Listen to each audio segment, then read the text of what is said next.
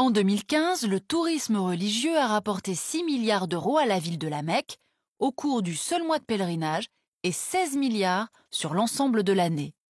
Il faut dire que si un pèlerin saoudien dépense en moyenne 1200 euros au cours de son séjour, un visiteur étranger dépense 4100 euros pour s'héberger, se nourrir et dans les boutiques de souvenirs. Le parcours traditionnel débute à la grande mosquée entourant la Kaaba, la pierre noire autour de laquelle tournent les pèlerins, avant de se diriger vers le village de Mina, puis vers le mont Arafat, où Mahomet aurait prononcé son dernier sermon. Différentes étapes le mènent ensuite à nouveau au sanctuaire sacré, dont les abords font l'objet d'une vaste campagne de réaménagement urbain depuis le début des années 2000. Infrastructures d'accueil, hôtels géants et monuments titanesques ont profondément modifié la physionomie de la ville, rasant au passage près de 95% de son patrimoine millénaire. Beaucoup interprètent d'ailleurs cette modernisation à marche forcée comme une gigantesque opération de propagande internationale en faveur du régime saoudien. En effet, si la Mecque accueille toujours environ 20% de pèlerins nationaux, de plus en plus d'étrangers font aujourd'hui le déplacement.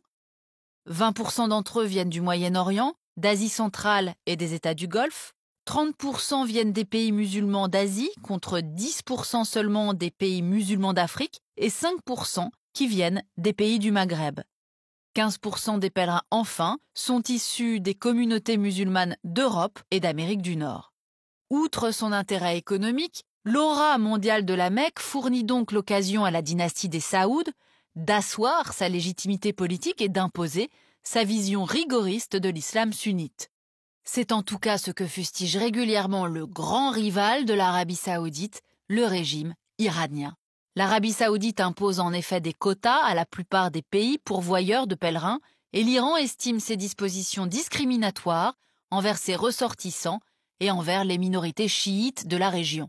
Téhéran se plaint également des conditions d'accueil, responsables à ses yeux d'un grand nombre d'accidents mortels, comme cette bousculade survenue en septembre 2015, au cours de laquelle l'Iran déplore effectivement le plus grand nombre de victimes, 464, parmi les 2236 personnes qui y ont perdu la vie.